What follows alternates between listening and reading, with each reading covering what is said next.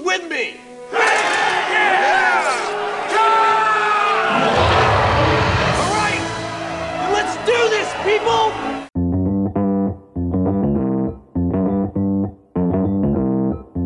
Live from Joe's mom's basement, it's the Stacking Benjamin Show.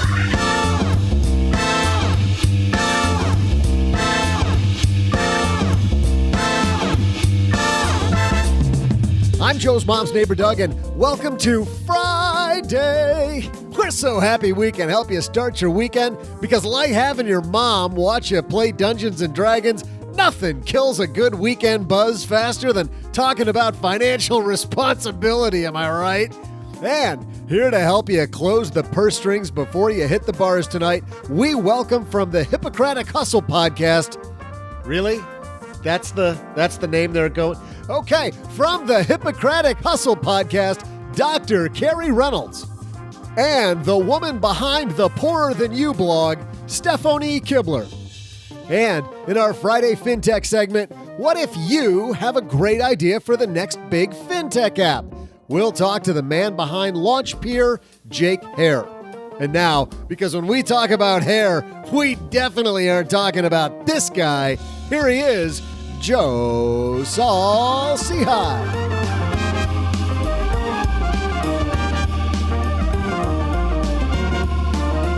No hair joke to start off your Friday. Hey, everybody, I am Joe Saul-Sehy, Average Joe Money on Twitter. And guess what? We kicked all those regulars to the curb today because we have a stronger, better, faster, more awesome group of roundtablers with us today. And first are a couple of new friends I actually met this year. Let's go first to Denver, where we have the host of the Hippocratic Hustle podcast, Dr. Carrie Reynolds. Carrie, how are you? Oh my gosh, Joe, I'm doing great. Thank you so much. You and I met in Philadelphia. That's right. That was so fun meeting you there at the Choose FI Stacking Benjamin's Podtastrophe. Yes, indeed. That was a great time. well, tell everybody about you because I love the show and you serve very closely a really cool audience. Yeah, I have the Hippocratic Hustle podcast. It's a podcast for women physicians, and we help women physicians find freedom in life, work, and finances. Awesome. But what's funny is I've listened to 3 of your episodes just recently. And what's funny is I am neither a woman nor a physician, but seriously, all the stuff about being a busy person, which not just physicians are, and things about juggling and starting businesses. I mean, you really, I would think, attract a little wider audience than that. Yeah, that's what I hear. I hear there is a lot of guys listening out there. So I thank everybody for crossing that gender gap and listening. What type of a physician are you? I'm a pediatric gastroenterologist, so I'm a kid's tummy doctor. Holy cow. I was going to say, you're going to have to explain that to me, but you got it. Yeah. Yes. So you just give them Tums and tell them to go home? Yeah, exactly. Yeah, a lot of constipation, Joe. There's a lot of constipation out there. Nice. I heard that like Caro syrup is like the grease that keeps should we even go into that? It was in the 80s. That was the grease that kept things moving in the 80s. But we got better stuff now. Yes. Joe, welcome to 2018, pal. Right. And a woman who I've known of she's been blogging, I think, for 10 years. From the Poorer Than You blog, it's our friend Stephonee Kibler. Very good. You almost didn't slaughter that. I came very close to almost not slaughtering it. How are you? I'm very good. And I've actually been blogging for almost 12 years, but who's counting? Oh my God. How did you start your blog? So I was in college and I suddenly found out I didn't have enough money to stay in college. So I dropped out and started a blog because that's what you should do. I think that's in the manual. That's what it is. Drop out of college and start a blog. But that actually worked out well for you. That's probably the best thing I ever did. Yeah. Which shows also that, this myth that college is for everybody, totally not true. It's very true. I did end up going back, but I went back mostly out of sunk cost fallacy, just thinking like, I put all this money in. I should probably get the piece of paper at this point. Does a piece of paper feel at all worth it now?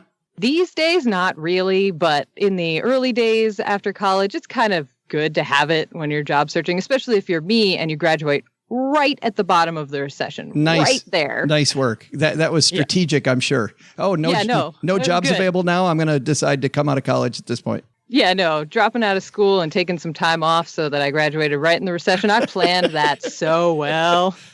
How did you come up with that name, Poorer Than You? That was because when I dropped out, I was in film school. So I was there with a bunch of other film students. And I guess I was the only poor one because when I told them I had to leave because of money, they were like, yeah, but you could get more loans, right? And I was like, no, like I hit the cap on loans. And they were like, okay, but that's what parents are for, right? And that was a thing that was actually said to me. So that's where the name came from. Yeah. So you're like, no, but I'm poorer than you.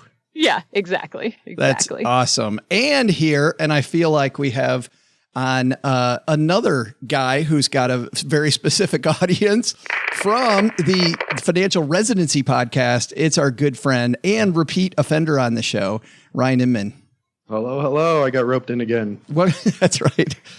And it truly is last minute. Len called us like an hour ago and I panicked and said, hey, Ryan, can you come on? And I don't know. Luckily, you came on without me having to offer you $10. So thank you very much. Wait a second. You told me I'd get $10. Oh, look at the time. Tell everybody about the Financial Residency podcast. Yeah, and here we educate physicians on taking control of their finances. So bring on lots of great guests, and I'm super fortunate that Carrie will actually be on the show when this show launches. That's so awesome. It's super fun. So go check it out. Listen to Carrie again. So you're getting Carrie on like all channels today. That's awesome. We got a great show today, but first, Stephonee, you know how you could be at least $450 richer? That would be nice. Please tell. Yeah. If you headed to stackybenjamins.com/magnify money. Isn't that amazing? Yes, I could really use that. Because the average, you should come back every show. Just like, yes, Joe, please tell me more about Magnify Money. Only if you're going to tell me how to get money. Yeah. The average person who goes there saves $450 because over 90% of those products you go to your bank for, you can actually search over 90% of the internet instead. So whether it's student loans, so you're paying less money to the man, getting your act together with your credit card debt. If you have credit cards, but you're not getting 2% cash back or more, Magnify Money has all those, plus checking account, savings account, stackybenjamins.com/Magnify Money for more. And I don't know if you know this, but we're coming to Detroit, Michigan on Wednesday of next week. What's that? 5 days away. And Carrie, you used to be in Detroit. I did. Yes. You're going to fly back for you're going to fly back for the show, right? Oh my gosh. I should have. I should have done that. I should have. I see where this is going. But if he offers to buy the ticket, you're in trouble because he doesn't pay the $10 either. Yeah, I kind of ruined that, didn't I? Yeah, stackybenjamins.com/tour for more. But we've got Shannon Cason coming on. He is our featured guest, and he's a guy that is a professional speaker, professional storyteller. And you can actually hear him on places like The Moth and Snap Judgment, the storytelling podcast. Amazing storyteller and more. We've got our friends Kat Alford and Andy Hill. Our friend Tasha, also a Detroit area blogger. Lots more guests and fun. stackybenjamins.com/tour. All right. Speaking of tour, we're going to tour a headline by a friend of ours in just a second. So let's get this party started. Hello, darlings. And now it's time for your favorite part of the show, our Stacking Benjamins headlines. Our first piece comes to us from a blog that we should have referenced sooner. I have never referenced Nick's blog on this show before. Talked to Nick a ton, our friend Nick True. The site is called Mapped Out Money, where Nick and his wife Hannah blog. And this piece is the one thing you actually need to figure out what you actually want. Carrie, let's start with you. What is that one thing that you need to look at to figure out what you really want? Oh my gosh, you got to figure out what your goals are. And this is what the article talks about is what's your why? What's your goals? What's your big overall arching plan for your life? Can you see why people don't? I mean, we hear that all the time, but nobody does it. It's like no one thinks about it. No one sits down and literally with a pen and paper talks about it and thinks about it. Why is that, do you think? You think it's because we have it in our head? Well, I think we take it for granted that we think we know what our goals are, but we really don't really focus on the specifics of it. So I really like this article for that reason. Yeah. Stephonee, have you sat down with a pen and paper and mapped out your goals? No, but I really should. I am very goal oriented and I have tended to do a lot of goals, but they're a lot more concrete than what Nick talks about in the article. So I'll do goals like, I want to go to Disney World next year in July. And his are more about your sort of overarching why, which I really like and is something I probably should be doing. But no, I have not done that. I was going to ask you what concrete means. So you have the concrete physical, I want X on Y date that they talk about, like the SMART goals. But this overarching why is what you need to do. Yeah, I think I have in my head some murky idea of my why, of wanting security or whatever it is that drives me. But no, I've never sat down and wrote it out. And that seems very silly now that I just sort of carry it around in my head and have never put it down on paper. It's funny. We say that all the time, though, and I'm with you. Very few people do. Ryan, you work with people as a financial planner. What percentage of people come in to you and really have mapped out their why? 0. Really? Literally 0. I mean, physicians are different. They kind of have blinders on to get through training. Oh, yeah. And they get done and then they're like, oh, thank God I'm done. Oh, wait, now what do I do? Oh, I'll start my career and keep going without actually stopping and thinking about like what you really want. But I think to kind of answer your question directly is the reason people don't do it is because it's really daunting. That's kind of scary. And it's like, what kind of framework do I have to do it? We've never been taught that. There's no training for it, really. And so when you look at it, it's like, okay, I want to think about my life. Well, how do you do it? Do I just sit down with a blank piece of paper and stare at it for a while? There's got to be some framework. So I know you guys have referenced it before on the show, but as a registered life planner, I've kind of followed with George Kinder's Scott, and he's got these 3 questions that really start open-ended and then kind of go down. Oh, we did a whole show on this. Yeah, I know. You guys did something that's really good. And that's a good framework to start. Do you remember those 3 questions? Yeah, it's I thought you were just going to say yes and stop there and demand that you get your $10 first, and then you might say them. Oh man, I knew I should have planned that better. Yeah, you should probably put that in your like your top 5 priorities is like get my $10 from Joe. Probably. Joe needs to buy me a beer. Right. That's all it is. But like Stephonee does, you need to get it by X day with Y amount of interest. Why am I telling you that? Forget it. Never mind. Forget the $10. What are the 3 questions? Basically, if money were no object, what would you do with your life? How would you change it? So, like, let your dreams go. Like, think just huge, as big as you can get it, but really specific to you.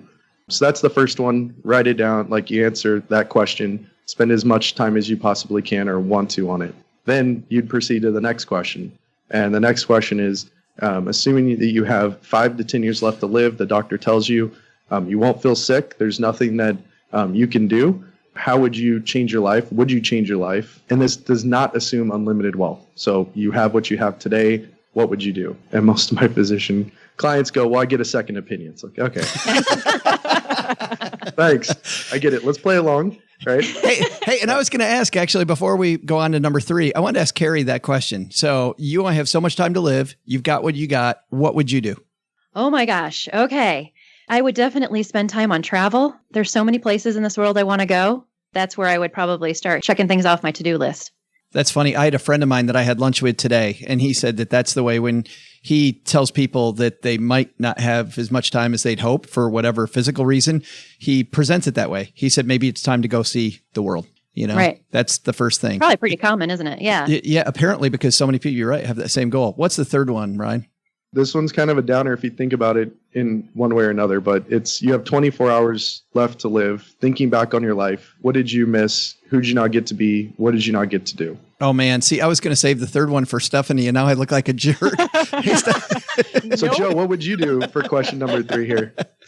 What would I regret? Not giving Ryan his $10. That's the first thing I would regret. I'd be crying as I pass away, right? And I'd almost have my hand at my wallet when I hopefully die.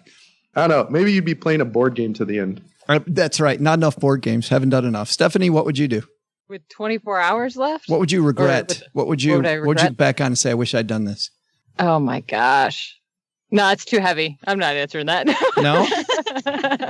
It is. It's that hard though. But Carrie, something else I think is I feel like as Ryan's asking these questions, and tell me if you feel this way too, I feel like if I answer these questions that I want to do X, Y, and Z, that means I can't do A, B, and C. Instead of giving me more options, now I have fewer options of my life. Yeah, you mean like not being able to Well, I guess if there's limited time, then we don't need to worry about retirement. Wait, Ryan, I'm getting confused by the rules. On question 2? Yeah.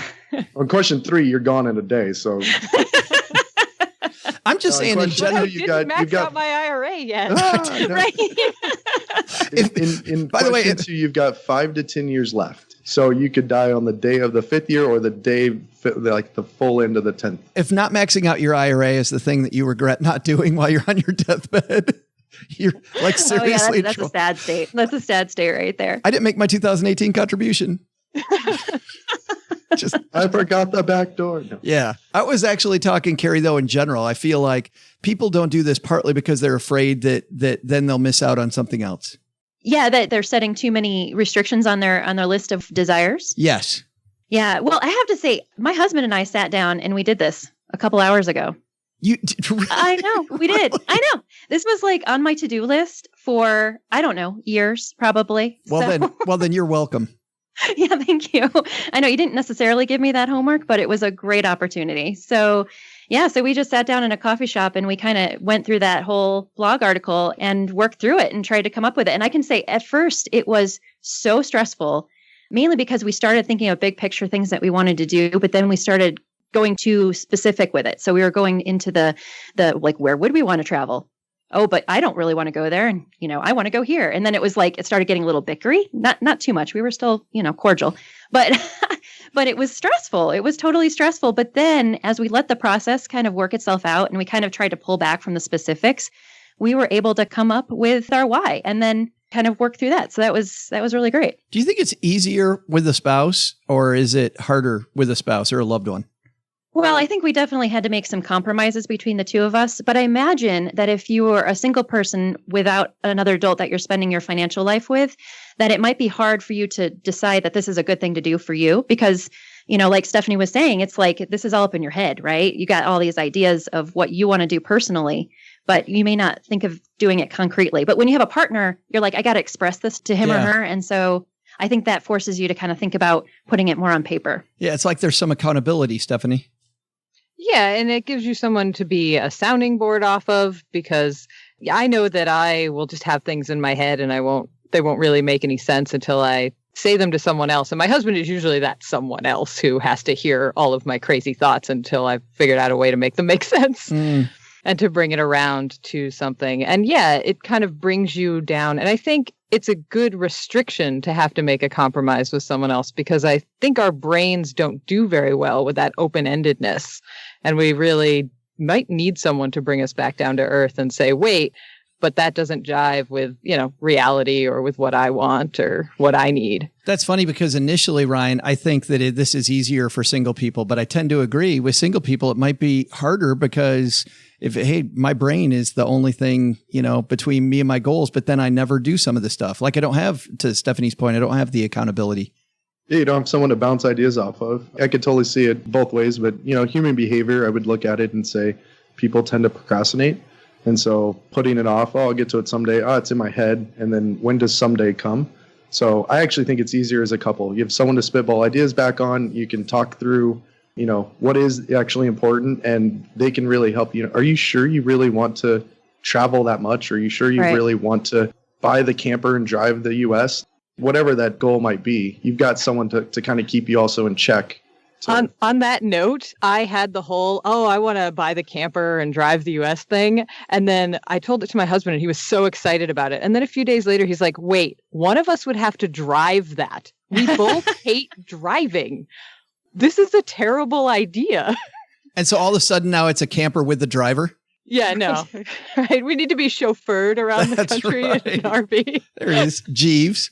Which I'm thinking about all of our single friends listening. I think the important point there is then you need an accountability partner. Like I think about mastermind groups in business, and having people like you guys, like on Carrie, when you talk about this kind of on your show about when people start businesses, having smart people around you. Like I think for single people, you got to find that person. Yeah, that's a great idea. I mean, whether it be your best friend or a professional, a financial professional, or a life coach or something, that's a great idea. Yeah. Biggest takeaway from this piece, Stephonee? I think the biggest takeaway is the way that finding your why reframes everything, in the piece it's spending decisions, but all of your decisions as a choice that you're making and not just something that's happening to you or some, outside force acting on you. But when you have your why in mind, everything becomes a choice and you are in the driver's seat. Ryan, how about for you? I was kind of amazed because I kind of live in this bubble with a bunch of physicians. So I was kind of amazed that like $400 is all that people are saving, even six figures. I can understand if you were going through the training thing and what I typically see, but for the general population to only have $400 is kind of mind-blowing to me. Let me explain that to people listening that didn't read the article, that a $400 emergency is enough to capsize, what'd they say, 47% of Americans. They can't afford a $400 emergency, which is incredibly scary. I'm just thinking of the 47% that couldn't afford the 400. And it's like, gosh, if you just went to Magnify Money, you'd be done. Carrie, you've got the last word. What's your biggest takeaway? Oh my gosh. This was so great for my husband and I because we even worked through some practical scenarios. He remembered he bought a pair of Air Jordans a couple weeks ago, and he thought, well, how does that fulfill my why? It didn't. Wow. His why is not to be Michael Jordan? Yeah. He knows he will never be Michael Jordan, so it was a waste. And they were on sale, and it was a great deal, and they were the shoes he wanted when he was, in high school. But it didn't fulfill our whys. So anyway, I hate to throw him under the bus with his Air Jordans. I like that, though. I like the fact there's this filter and you're starting from the top of the filter, what makes me happy, and working down. But then I think, as you're talking about that, so I just bought this golf game for the Xbox. I knew when I was buying it, I'm not going to have enough time to play this. I seriously don't have time to play it. And I bought it anyway. And I'm thinking, as you're talking, that's like this huge mistake. Well, maybe in that scenario it is, because you're going to feel stressed that you're not taking advantage of this thing you bought.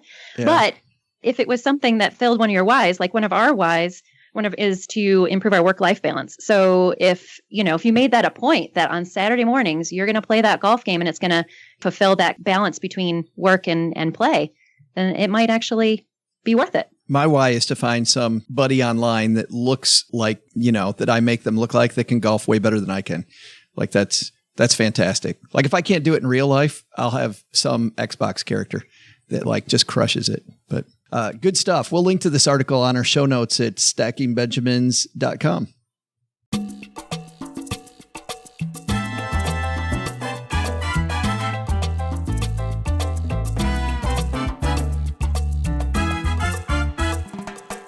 Ryan, we've got a special guest waiting for us upstairs, but you're a guy who's working on some financial technology, aren't you? I am. Yeah. Loan Buddy. When is yours coming out? So we just launched like 2 weeks ago for the advisor platform, and our consumer platform comes out at the end of January. Awesome. And we're going to talk to Ryan more about that when the consumer one comes out.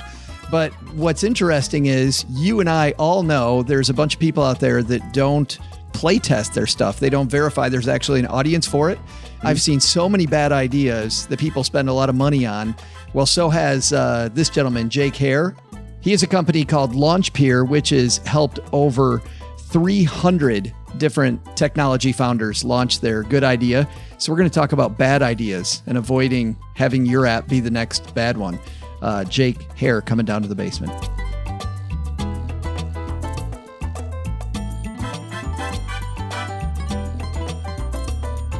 And coming down the stairs to the basement, Jake Hare from Launchpeer. How are you, man? Good. Hey, really excited to be here. The basement looks awesome. The lighting is a little creepy, but it's fine. It'll do. No, we call it mood lighting. The light over there that doesn't work, that's mood lighting. I feel like I should be more scared now than I was before. Well, no, because man, when you're talking about fintech and you're talking about fintech startups, you got to have a certain ambiance, don't you think? Yeah, you do. We got to get the cigars out and start, getting them up. We're going to be going through all of it today. Let's do it. Well, we talked to a bunch of people that have great ideas on our Friday FinTech segments, but I thought that you're an interesting guy to talk to because you work directly with those people. Tell everybody before we get started, how did you dream up Launchpeer? What happened? Yeah, so I was working a terrible corporate gig. I'm sure a lot of entrepreneurs listening to this probably feel the same, where you dread Sundays and you can't wait for Fridays, one of those kind of jobs. Yeah. And I really decided, you know what? I want to do something that I'm passionate about. And doing Launchpeer wasn't really beyond the realm of what I was doing before. At the company I was working at before, we were doing the same type of work. It was just with a different type of customer. We were working with really big corporations doing web development, app development, marketing, design, branding. And I just thought, you know what, there should be a company that does those things for startups. And doing it for startups is a lot different than doing it for major corporations. So I had the idea. I was a little naive at the time and thought, you know what, I built a website. People are going to come and hire me to do this stuff, right?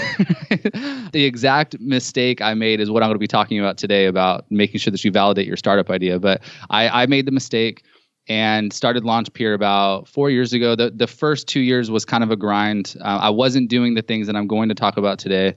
Once we did do that, though, we grew from me, my wife, and a couple people in the basement of our house to a 20-person company headquartered down in Charleston, South Carolina. And we've worked with over 300 startups now around the world, doing everything from branding and design through web and mobile app development, including a lot of fintech startups, actually. So it's really cool that I'm on today's show. Our longtime listeners are groaning as you say Charleston, South Carolina, because they know what I'm going to say next. I went to college in Charleston.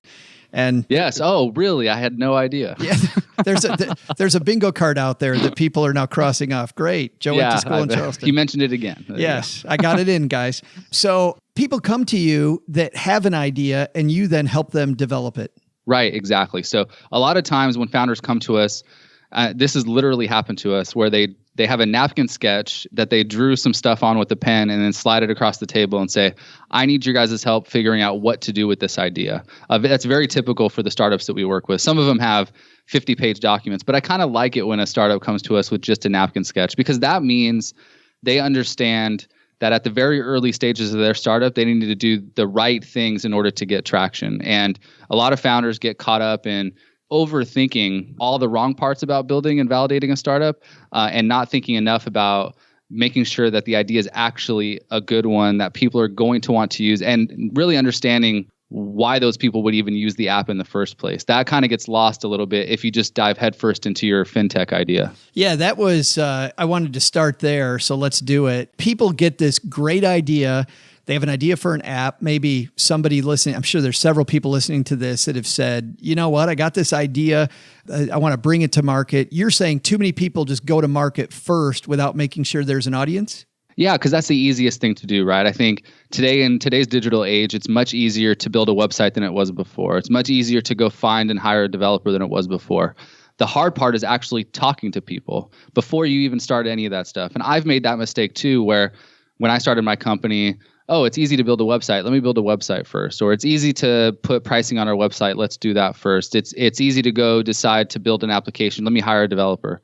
But the first thing that you really need to do is actually go talk to people and figure out whether they would even want something like this. We've heard a lot of really bad and a lot of really good ideas. I'm sure you have too, where people come to you and it's like, hey, did you even talk to your great Uncle Joe about this idea? I doubt, would he even use something like this? I really doubt it. I need you to go back first and talk to someone about this idea and hear what their reaction is.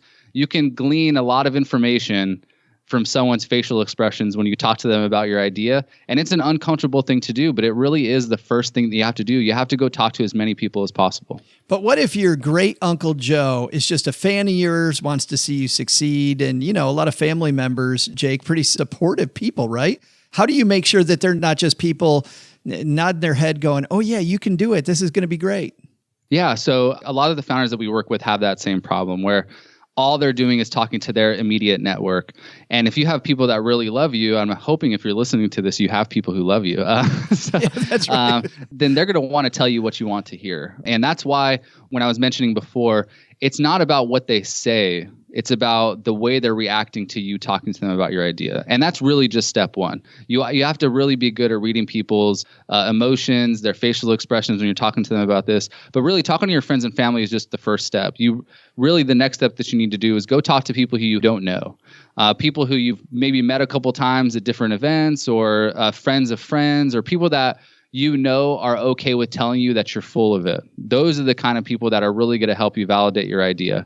One step beyond that is then talking to people who would be your potential customers. Those are the kind of people who are going to tell you like, yes, I would actually use this. When I started my company, what I did was I knew that I wasn't going to go full time with Launchpeer until we got our first customer, because that was someone telling me that what we were doing was right. Now, that's hard with the fintech startup, because when you're building in fintech, your customer is hoping that you have something built already. They want to use a product. They want to see how it works. They want to do all, they want to play with the buttons and see how it's going to benefit them. That's why it's really important to have those kind of conversations to see what kind of product is it that you could build that's going to solve their problem. So as opposed to having those conversations saying, this is what I'm going to build, instead, your conversation should be, hey, there's this app out there, or there's this idea out there, or there's this problem out there. Are you frustrated by that problem? If there was a solution out there that did this, what would you think about it? Would you actually use it? So instead of pitching someone on your idea, you're listening for the problems that they're dealing with in whatever field or industry that you're working in. I was going to ask if you draw up like pictures of the app or sketches of the app, but based on what you're saying, no. Ask them more about the problem and where their hurt points are. Exactly. Once you start asking people about the problem and hurt points, and you want to dig like 3 or 4 questions deep, you don't want to just say, "Oh, are you having a problem putting more money into savings?" Right. Okay. Right. Yeah, of course. Yes. The answer is going to be yes. Oh, the first thing you should do after they answer yes isn't be like, "Oh, I'm going to build this app that does this." You should ask one level deeper and say, "Well, why?" And you should try to turn yourself into like a 5-year-old kid. I have a 6 and an 8-year-old, both boys. Oh man, and they love asking why. They love asking why.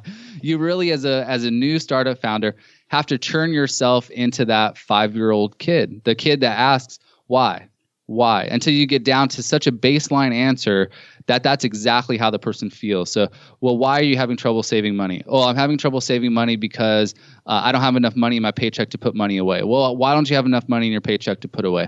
Well, it's because I'm not making enough money. Well, why aren't you making enough money? Oh, well, it's not that I'm not making enough money. It's really that I don't know how to divide up the amount of money I have over here versus the amount of money I have over there.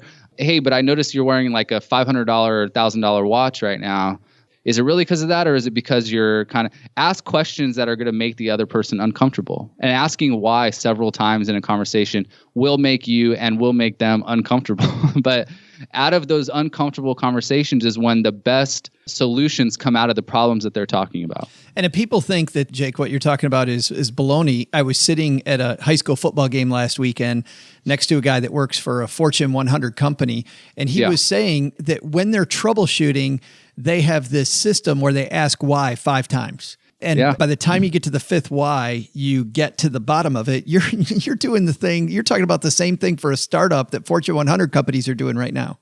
Yeah, I mean, and it sounds so simple. And before I figured out that this actually works, I thought it was BS too. I mean, it was just a normal reaction for anyone. Like, yeah, everyone says you got to go talk to people, right? It just sounds so generic. But I want anyone who's listening to this who has an idea, think back to the last time that you talked to someone about your idea, and I would almost guarantee that you pitched them on your idea and didn't ask them about the problem. And then even if you did ask them about the problem, I bet if you really thought to yourself, you didn't ask them why to get down to that base answer. And it sounds really simple, but it's not a simple thing when you're in that uncomfortable situation of trying to have these conversations with people. And most startup founders I know, especially ones that have an idea, are afraid to do that because we all have, as much as we don't want to admit it, somewhat fragile egos sometimes. The last thing that we want to hear as an entrepreneur that our idea isn't good or that the problem that we thought existed isn't the real problem. But I really think that's a good thing. Think of how many startups over the years you've seen be successful. If you go back and look at the early stages of their startup, they didn't start off with that product that they started off with. They started with something completely different. Uber made cereal and we're having air mattresses blown up in the room of their, like the second bedroom of their house, sort of like the basement here. And they just had air mattresses there that they were renting out. That's how, that wasn't Uber, that was Airbnb. And so when you're looking at it, like from that point of view, every startup pivots at some point. What your goal as an early fintech startup founder needs to be is to lessen the amount of times that you need to pivot. And to do that, you need to start talking to people about the problem before you start pitching them on a solution. I love the ideas that you have toward doing that, going to the places where they are. If you're somebody who's targeting millennial bar hoppers, hang out at a bar, find out where people live online, take a look at going to industry events. I mean, really go where the fish are. Yeah, if your great Uncle Joe has $5 million and doesn't care about saving money anymore, pitching him on your idea about how to save money is probably not the best person to talk to, right? But the best person to talk to maybe would be forums in Reddit or questions on Quora where people are talking about specific questions that have to do with finance. And I'm not saying that you have to go and live there where you're responding to people's comments and asking them questions there. What you're doing, though, is you're looking to see what typical problems people have and the problems they have enough of that are hurting them so much that they felt the need to go post that question on a place where they hope to get the answer. When you see that, that's when you know that something's a real problem. And what we usually do with our startup founders that we talk to is we say, okay, you found this thread on Reddit where all they're talking about is saving money. Well, who's the person who wrote that thread? Send them a message. Ask them to have coffee or to get on a phone or just talk to them. You don't know who they are. They don't know who you are. That's probably going to be the best person to give you the feedback that you need. And you already know that that person has the problem that you're hoping to solve. Yeah. So talk to them about that problem, hear what they have to say, and then move on from there. And these people, with the internet age that we're in right now, if you can't find someone online who's dealing with the problem that you're hoping to solve, then you don't have a solution that's worth building. Let's talk about if somebody out there has a good idea. This is what you guys do. And the reason why I wanted to have you on the show, Jake, wasn't just to talk about great ideas, but how you guys work with companies. You work with people from prototype to development to growing.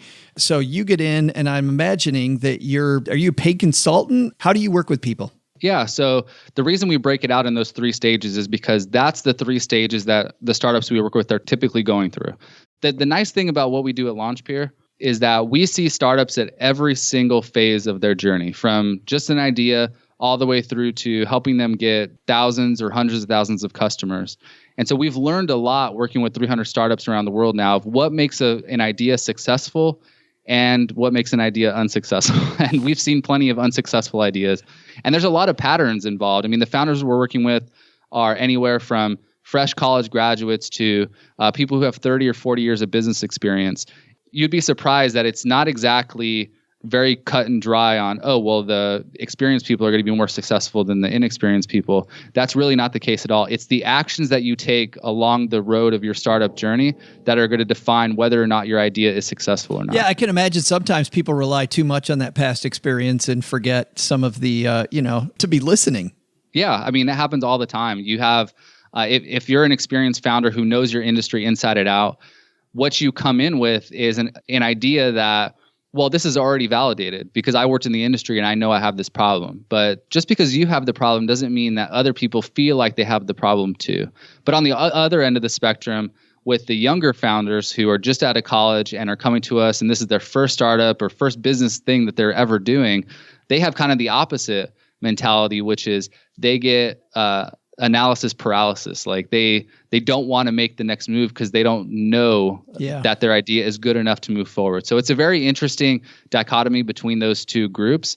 I'd say not one is better than the other, but they both definitely come with their own set of challenges working with them and for themselves growing their own startups. Man, I believe it. I love what you guys do. Just the idea of seeing these products from the ground up and helping people launch them has got to be an exciting place to be.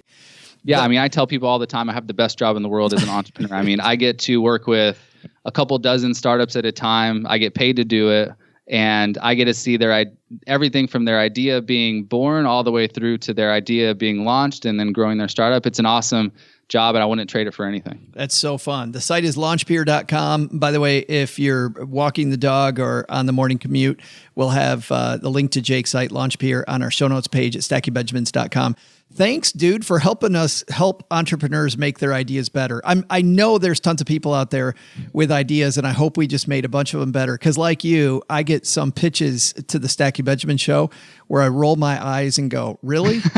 Really? Yeah. I bet it happens all the time. Yeah, it's been great to be on. If any entrepreneurs are out there, just keep pushing forward. I mean, I had a lot of ideas before starting Launchpeer. You just got to live with the grind it out. Everything will work out. Just make sure you follow the steps that we talked about on the show.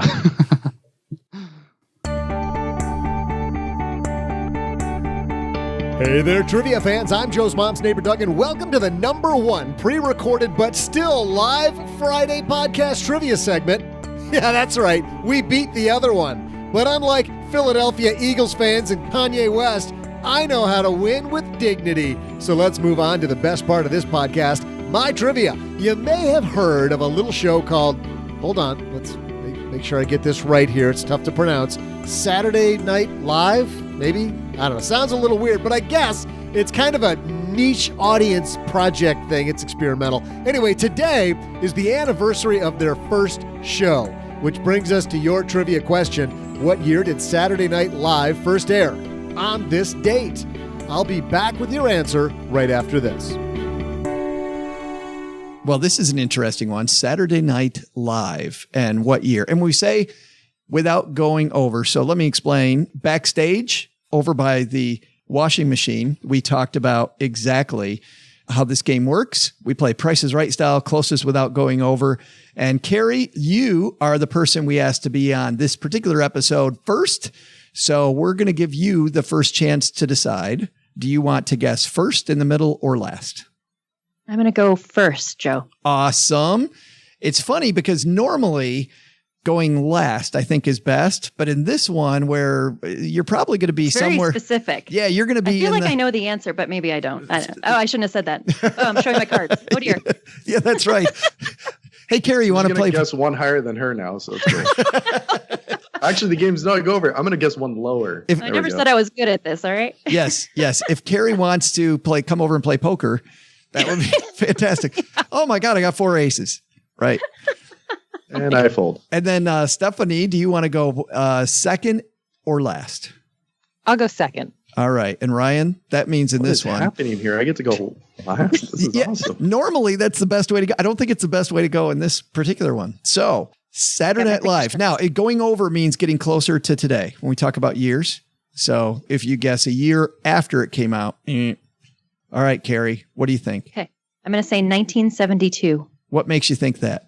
I know it's in the, well, I see, I'm telling people what I think now. I know it's in the 70s. No, continue, please. Continue. I'm not a trivia master, especially for Saturday Night Live, but I don't know. But it's in the 70s and you're thinking closer to the early 70s. Yeah. I'm feeling it. I'm feeling it. I think 1972, wasn't that the year that Columbus sailed the ocean blue? Isn't that the way that works? Maybe not. I knew no one's going to learn anything on the show. It's a theory. Could be wrong. All right, Stephonee, what do you think?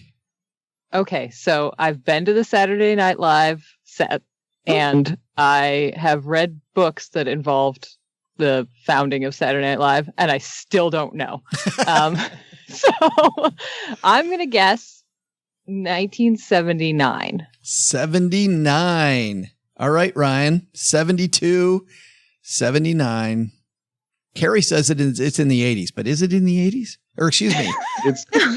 Yes. She said it was in the Carrie 80s. says it's in the 70s. It's not in the 80s. It's in the 70s. I just don't know where in the 70s. I feel like it's like in the middle, but then she's like, well, maybe it's like earlier. So I don't know. I'm just gonna be that dude again and go 19. What did she say? 76? I'm gonna say 73. And Carrie, that's how you lose the game. Exactly.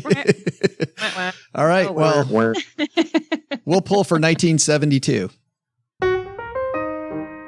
We're so happy that Stacking Benjamins is brought to you by the fun people over at Magnify Money. And if you head to stackingbenjamins.com/magnify money, you will find that over 90% of those tools you use every stinking day, the banking tools that you use every stinking day, those are all there at Magnify Money in one place. So instead of shopping just at your local bank and asking them, hey, what do you got? How about asking, what do you got from a place that has more of the tools in one place than any other place online? And that's Magnify Money.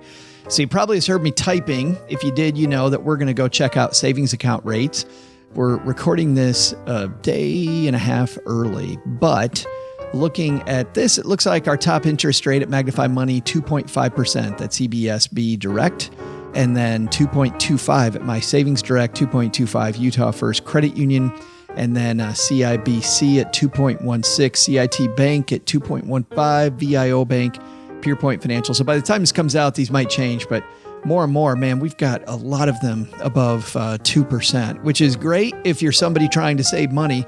Horrible if you're borrowing money, because you know what that means. It also means the interest rates on debt are also going up. So if you have debt and you want to refinance that debt, once again, go to Magnify Money, because you can look at 0% interest credit cards. You can look at low interest credit cards, also look at private loans, personal loans, look at many ways to refinance your debt to lower interest rates. What I like about Magnify Money is not only do they show you a rate comparison that's easy to understand and right in order of who's got the best one, they also have user reviews, and they also tell you about the fine print. And you don't want to avoid the fine print score. If some place has a great rate, but the fine print's horrible, you might want to stay away from that one. And Magnify Money will tell you ahead of time which ones are safe to dig into and which ones might not be. StackyBenjamins.com/Magnify Money for more. Well, I know you've heard me talk about this a couple times, but I'm always amazed when somebody says, "Hey, Joe, what's going on with you? When are you coming to my city?" And of course, I just heard last week from somebody that said, "Why don't you come to Kansas City?" And I went, holy cow, I thought I talked about that a bajillion times. So at the risk of doing that, Detroit, we are coming to see you. So if you're anywhere in the Midwest within a couple hours driving distance, we'd love to see you at our Detroit show. We're going to be playing at the Go Comedy Improv Theater in fabulous Ferndale, Michigan. Now, this is a smaller venue than any of the other two we played. It seats about 100 people, and we had 100 people in Orlando, so there is a chance that we will sell this thing out. So StackyBenjamins.com/tour to make sure that you have a seat waiting for you in Ferndale, Michigan, in the northern suburbs of Detroit. But what's going to happen there? Well, I just talked to Seth Ressler on the phone, and he is 1/3 of the awesome Debrief podcast talking about arts and entertainment. And we just found out that he's going to have just a fantastic comedian on with him. So our opening show, the Debrief, is going to be hilarious and fun. And then the circus that is the Stacky Benjamin show will happen. Of course, you'll have OG and I, our good friend Chris Costello from Bloom. We'll have the TIA Difference Maker segment with someone doing just amazing stuff. And I got to tell you, in Orlando and Kansas City, we introduced you to some amazing organizations and fantastic people that picked up the ball and just did that thing that we should all be doing. So inspirational. And you're going to get another big dose of that in Detroit with our friends at TIAA. So good stuff there. Of course, neighbor Doug, Richie will be there. We've got all kinds of fun. Our friend Brad, who does our t-shirts, actually plays guitar in coffee houses and in bars. And he is coming all the way from Cincinnati to be our Stacky Benjamins band for the show. It's going to be a great time. Plus friends like Andy from Marriage, Kids, and Money podcast, Kat Alford from catalford.com. She writes a lot about family and family finance. She'll be there. Our friend Tasha will be there. And Dan Posdol, a financial planner friend of mine, he'll be there. Lots and lots of surprises and fun on the show. That's next Wednesday, the 24th. Tickets going quickly. StackyBenjamins.com/tour for more.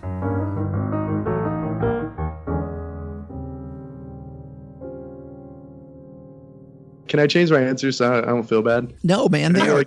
Can I do like 74? Come on. What? So there's like something there. We had like 3. You're a nice guy, Ryan. Thanks. We had 3 minutes of Magnify Money and the Detroit show, and you're already feeling guilty. Yeah. Like your guilty conscience is strong. Well, I mean, there's 47% of people don't have $400. So if they just did Magnify Money, they'll be totally fine, right? There it is. So you could bet your $400 on the. Oh boy. I mean, I just left Vegas. Let's do it. There it is. Put it all on black. So no, you can't change your answer, but your answer, 1973, you feeling good about that one? No, that is horrible. Carrie, 1972, you got to be specific. You feeling pretty good? I feel like I could have done the math and done a little bit better on my choice, but I have to stick with it, right? Them's the rules. Stephonee, 79. If it was in the 80s, like I accidentally said earlier, you're the winner. Oh, well then, no, I'm not feeling good because I know it wasn't in the 80s. All right. Carrie anchored it because she said like early 70s. I know it's in the early 70s and I don't know what it is. So I'm like, yeah, early 70s. That was my low anchor. You're right. Aren't we negotiating here? Wait. Pressure. All right, Doug, what's our answer? Welcome back from the break, trivia fans. I'm Joe's mom's neighbor, Doug. You know, it's funny, for as good as this segment is, you'd think the green room backstage would have a lot more amenities.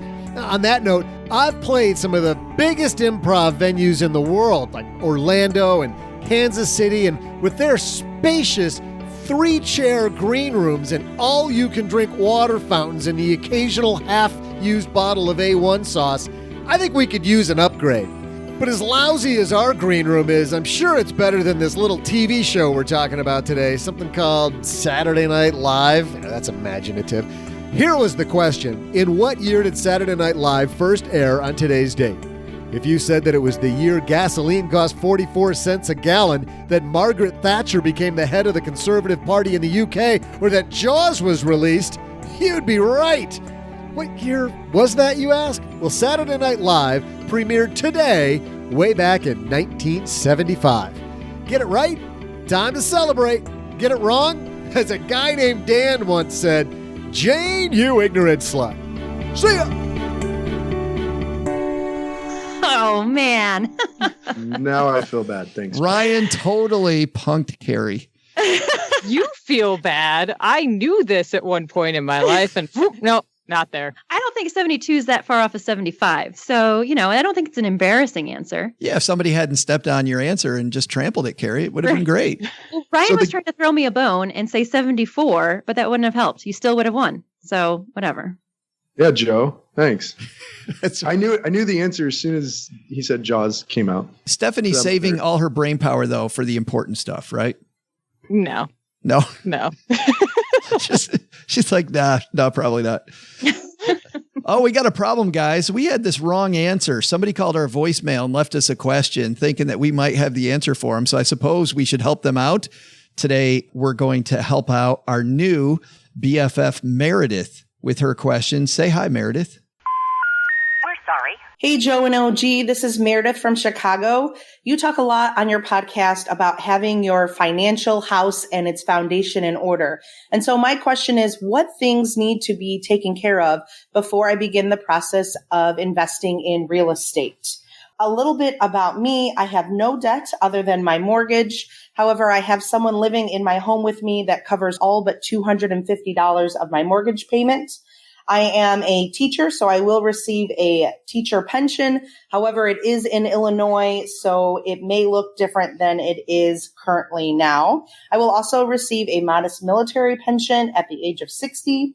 I have a side hustle that brings in about $1,000 to $1,200 a month. I am currently fully funding my Roth IRA each month, and I'm able to save about $1,000 to $1,500 each month. And I have a fully funded emergency fund that would cover expenses for 6 months. I also have, through the military, some disability insurance and unemployment insurance, as well as some coverage through my teacher contract. So, having said all that, what else do I need to make sure I'm taking care of before I make the leap to investing in real estate and having tenants? Thank you so much and have a great day. Awesome. Thanks for the question, Meredith. And Stephonee, what do you think? How's she doing?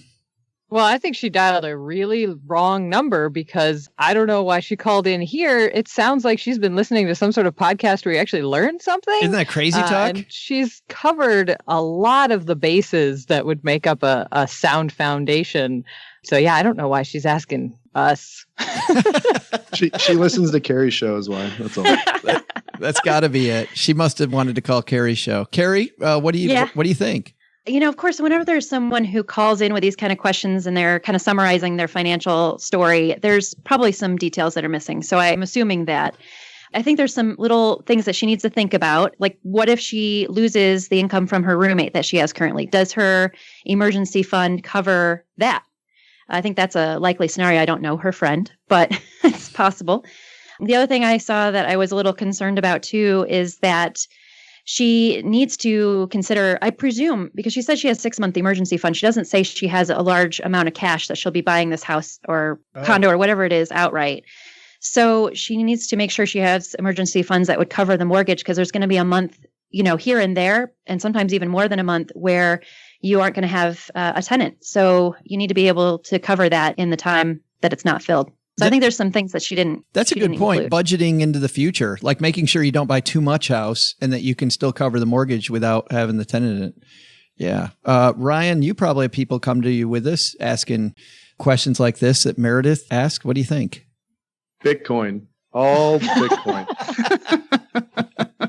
Says the guy that was in Vegas. Hey, there you go. Actually, I'm super impressed with Meredith. She's got it together. I think she's thought through a lot of this. We did talk a little bit about goals. So I'd actually have her write down, like, what are some of your major expenses coming up? And that might be 1, 3, 5 years down the road. Maybe she needs a new AC or something that might be coming that she might want to save for. Then what are your goals coming up in the 1, 3, 5 years that she might want to do? Is she going to increase her travel? Things like that. Some of the stuff we already kind of chatted on, but one of the things that wasn't clear is, like, what's her financial acumen around real estate? Like, how much knowledge does she have? Because you don't make money selling real estate. You make money when you buy it. So you got to make sure you're underwriting the right deals. You're factoring vacancies and all sorts of stuff in there. CapEx. Yeah, cap rate. All that stuff. Mm-hmm. So making sure that she's thought through it all and has a good foundation for real estate. I think before you do anything, you need to have that. From a financial standpoint, though, I mean, disabilities, she's got coverage. She's crushing it with a side hustle, an extra $1,000. That's awesome. She's house hacking. How cool is that? So I think she's doing a lot of really good stuff. I think that's a good point, but also, we've talked about budgeting your money, and you also talked about making sure you have the knowledge of real estate going into it, but also budgeting your time. She talks about the side hustle, but we don't know what that is and how much time it entails, and if it's the sort of thing that she could put on hold and pick back up again, or could delegate out and still bring in that income. So is she going to have the time budget to do the research required to make the money on the deal when you buy for real estate, and also the side hustle, and also her day job? And so just not necessarily that that's a problem, but just really planning for the fact that real estate is a really heavy time investment up front. And so the side hustle and the real estate might be a bit in conflict at first. Yeah, finding the tenant takes time. I mean, finding the right property. That's a great point. I didn't even thought about that. And then managing it as time goes on. If the fridge breaks, you got to go out and buy a fridge. You got to find someone to fix it. There's a lot of stuff. And if you have a manager, to your point, Carrie, if you have a manager, factoring in that cost, if you're not going to take the time, is also something else. We're going to have our friends Josh Dorkin and Brandon Turner from Bigger Pockets are going to be coming on. They have a new book coming out, but that's a community, Meredith, you probably want to join, is the Bigger Pockets community. Those two guys and the team of people over there, Scott Trench, Mendy Jensen, do a fantastic job, and their forums are a fantastic place to dive in. There's a lot of people in the real estate market. I get more people in real estate that want to come on our show, and a lot of them are so flippin' slimy. I can easily point, though, to the Bigger Pockets community as one that's a great place to learn and grow. So great stuff there, Meredith. Thanks for the question. If you've got a question for us, head to stackybenjamins.com, and at the top of the page, it says questions for the show. Click on that link. And if you're as brave as Meredith was, we're going to send you some swag. And actually, Meredith, you did not give me your email address. So if you write me, Joe at Stacky Benjamins, and say, hey, I'm Meredith, and you know what's going to happen with the smart asses that listen to this show? I'm going to have like 40 people tell me they're Meredith. Why are you looking at me when you say that, by the way? I don't get it. How do you know? $10 and a t-shirt. Jeez. That's right. I'm like, swag, man. They get everything on this show. How come I just got an email from Ryan/Meredith, right? But anyway, Meredith, send me your email and we will hook you up with the greatest money show on earth circus t-shirt. All right. That's going to do it for today, guys. Thanks a ton for playing. Let's start with you, Stephonee. What's happening lately at Poorer Than You? Well, I just dropped a monster post about how to refinance your student loans onto a credit card. Yeah. And so I think I'm probably going to take like another 6 months of not writing anything important. But I do have a post in the works about how I went from the real Poorer Than You days when I was eating 33-cent boxes of pasta purchased with credit to now having over $100,000 saved. So I'm working on that. And I'm also launching a new project called Money Middletons, which is going to be a content curation site that brings together the best personal finance content for people on middle incomes. Oh, that's cool. So they just come to Money Middletons first and find the best blogs out there for them. Yeah, they'll find, any place where you can learn something. So this podcast will never be never, ever. We don't have a shot. That's why I knew that was coming, and this was my way to suck up to you, but apparently she saw right through that. So there we Nope. You're on the banned list already. It just has Stacking Benjamins. Perfect. Yeah, there's one that will never make it. When does that launch? When do you think that's going to be out? That launches very soon. It's on October 22nd. Oh, yeah. That's coming up very soon. Well, that's cool. That's a lot of work, too. Congratulations. Yeah. I'm not a smart woman. I tend to overschedule myself with these things. So, come on, check it out and encourage me to keep doing more than I can handle. By the way, back on your student loans to credit card post, how much money did you save by doing that? Almost $10,000 in interest over the different refinances I've done. That's pretty amazing. Did you get reward points too? I did get reward points on some of it. And you know what? I'm going to go ahead and plug one of your sponsors. I did use Magnify Money to find the balance transfer card to do the balance transfer, moving my student loan balance to a credit card. Fantastic. Did Joe pay you $10 to say that? No. And I should have held that back. Should have been like, where's my $10? You should have, yes. But Joe's going to tell you how to get $10 out of him. Continue, Joe. Luckily, Nick will actually hand me his $10 now, since we had a nice endorsement there from Stephonee. So thanks. And by the way, we'll link to the Poor and You blog and to the new project called what is it? Meet the Middletons, or? It's Money Middletons. Money Middletons. We'll link to that in our show notes at stackingbenjamins.com. Ryan Inman, I'm so sorry you could be here today. It happens. Hanging out with us. It happens. It's so fun. Ryan's this guy, just feel free to insult, and he feels free to insult me back. So there we go. Yeah. What's going on at the Financial Residency podcast? I heard you have an awesome guest on your show today. I do. Carrie. So it's going to be really nice to have Carrie on. We were chatting live at the Ally booth there at FinCon, and it was a really cool conversation. I was very honored and fortunate to have her on the show, and we talked about a lot of great stuff. So if you're interested in hearing more with Carrie, come join us over at Financial Residency. That's fantastic. And seriously, whether you're a physician or not, you guys talk just a lot about good money management at Financial Residency. Mm-hmm. Good stuff. And we'll link to that on our show notes also at Stacking Benjamins. Carrie, it's about time we got you here. I'm so happy that you could make it. Thank you. So what's going on? What's going on at the Hippocratic Hustle? So I'm going to be continuing to put out my weekly episodes, interviewing women physicians and other smart people about how we can find freedom in life, work, and finances. So that's going to be coming. I also have some bonus episodes coming up. To speak to the episode that Ryan and I recorded, we talked a lot about locum tenens, which is the travel doctor thing. It's kind of how I do my doctoring work right now. So there's a little bit more to that. You can listen to the episode with Ryan, and I explained it a little bit, but I'm going to be doing a Locums Confidential bonus series where it's basically me talking about my experiences with being a travel doc. So it's going to be really interesting, and it's kind of me putting myself out there a little bit without a guest. Ooh. That's awesome. That's hard. That is hard radio. I hear like David Stein do that on Money for the Rest of Us, or Roger Whitney do that, and I think no guest is so hard. So you're braver than me, Carrie. Thank you. I talk to myself a lot, so that helps. And we'll have a link also to the Hippocratic Hustle podcast at our show notes page. All right, Doug, take it from here, man. What should we have learned today? So what should we have learned today? First, take some advice from Carrie, Stephonee, and Len. Start with your why, and you're much more likely to meet your long-term goals. Sounds simple, but it's a big reason people can't handle a $400 emergency.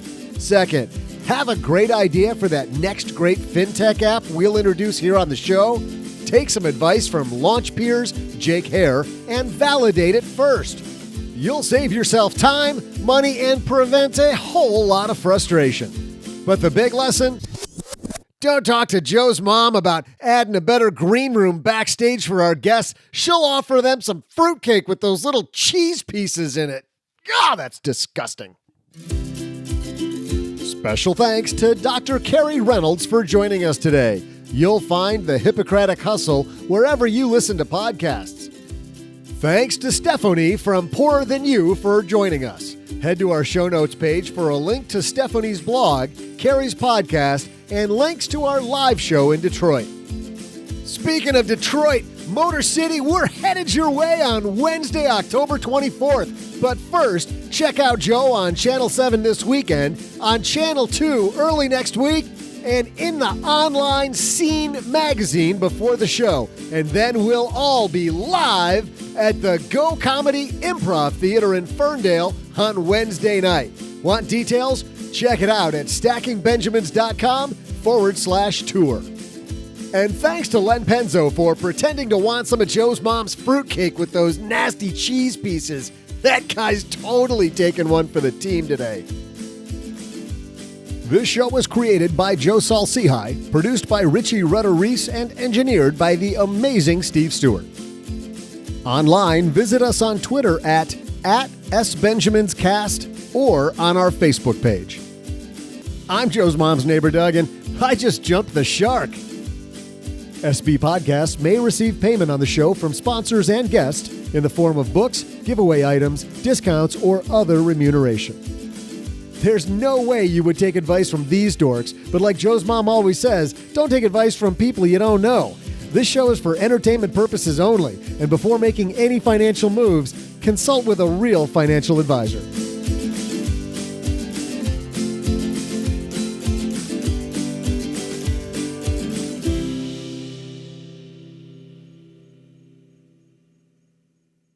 What do you suppose they call that? A novelty act? I don't know, but it wasn't too bad. Well, that's a novelty.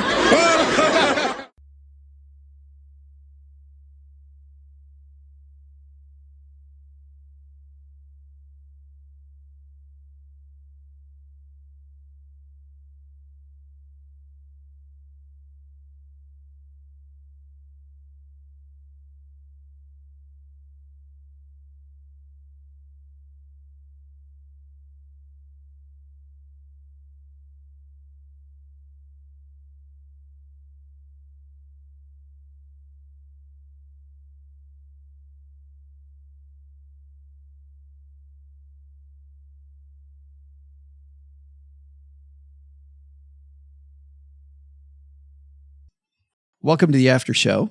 For those of you that are new, and we have two new guests the show, so I'll just explain it. What happens here stays here. We have a mutual friend, Belinda. Belinda, if you're listening, Belinda went out and said, oh, and on the after show, Joe and I talked about, I'm like, what the hell is she doing? She's on Facebook telling everybody what we talked about on the after show. You don't talk about the after show. So, yeah, Ryan talked about the after show once, and that's why I didn't give him his $10. That's why? Oh, you gotta be better at these rules. I'm kidding. So in our Facebook group, which is called The Basement, if you want to join The Basement, it's facebook.com/basement. Our friend Susan had a hilarious post about a UK couple that were visiting Sri Lanka. They got really drunk at a hotel bar. The bartender told them that the hotel was for sale, and while they were loaded, they bought it. So they bought the place. And I think it was even like attached to it, like they bought a whole hotel. But it makes me think about purchases that you made, not while intoxicated, but just purchases you made where you go, really? So Carrie actually kind of talked about a little bit with those Air Jordans. But what is a purchase that you made where now you go, you know what? That was a huge error. Anybody got one? Stephonee, you got one? So while Carrie did her homework on the headlines and she sat down with her husband and they filled out the worksheet, my husband and I just spent time texting back and forth about dumb things that we bought. But it was hard because we got hung up on the word embarrassed that you used when you told us about this. And like, we're not embarrassed of any of the dumb stuff that we bought, but other people have been embarrassed by things that we've bought. So my best example is that we didn't have a couch when we first moved in together. We had a tiny futon that doesn't count. And so instead of buying a couch, we bought more than $600 beanbag, a giant beanbag. And that's what we had for, 2 or 3 years in our living room before we bought a much more expensive couch. And so, yeah, a lot of people would give us a decent amount of crap. Like, you guys don't even have a couch. And we're like, we like our beanbag. We don't care. We have a $600 beanbag. That's a hell of a, what is that beanbag stuffed with? Because those aren't beans for $600. It's like magic memory foam things. I don't know. It's called a love sack, which let's not get into that name. But but it comes with a rocker thing, so you can rock back and forth on the beanbag, or you can lay it down, or you can make it a gaming chair, which was, of course, the big sell for us, that this was something to video game in. But I'm not embarrassed of my $600 beanbag, but I know my mother was embarrassed for a while. That's fantastic. $600 on a beanbag. But you got me on the rocker part. That's when I'm like, oh, but it comes with a rocker? Okay, that's worth another $450 right there. And pillows. Right. The throw pillows make it a smart financial purchase, right? You've got throw pillows on your beanbag? Yeah, they're on the couch now, but it came with them. This isn't a regular beanbag. Like this is... No. Like for $600, it better not be. That's right. Yeah, no, it is. It is. It functions as a full bed if you take it out of the cover and put it down on the floor. So it's like an air mattress and a bean bag and a rocker. And I don't know. I'm not embarrassed. I was going to say, you're not even slightly embarrassed. You're selling this crap. I love it.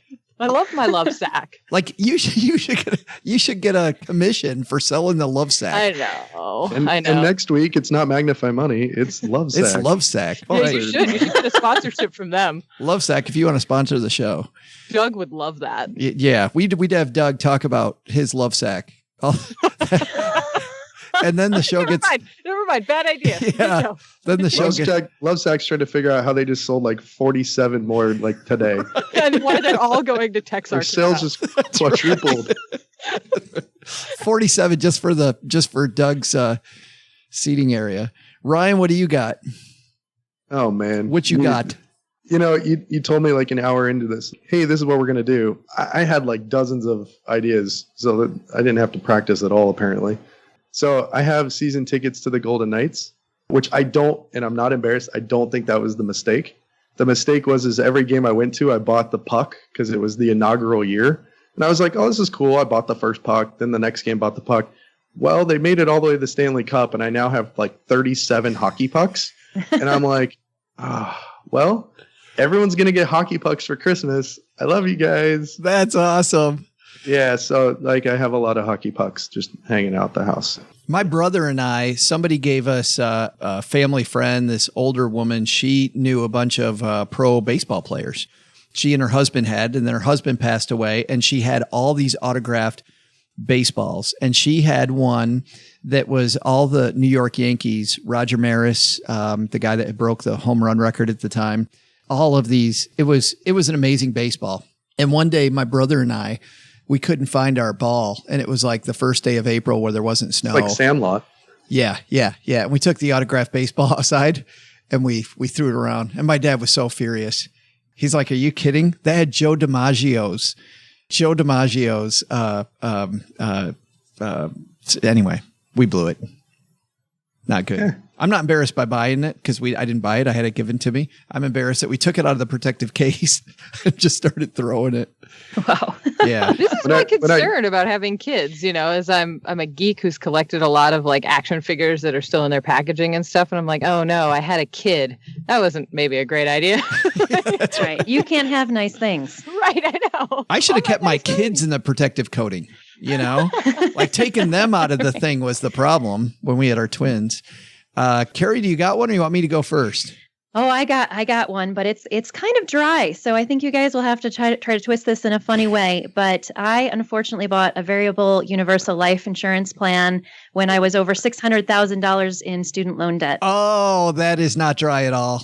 Yeah. That is not dry. It's hilarious, isn't it? I know. You can only laugh because otherwise you'd cry. It makes me so angry that some, excuse my language here, but some a-hole sold that to you.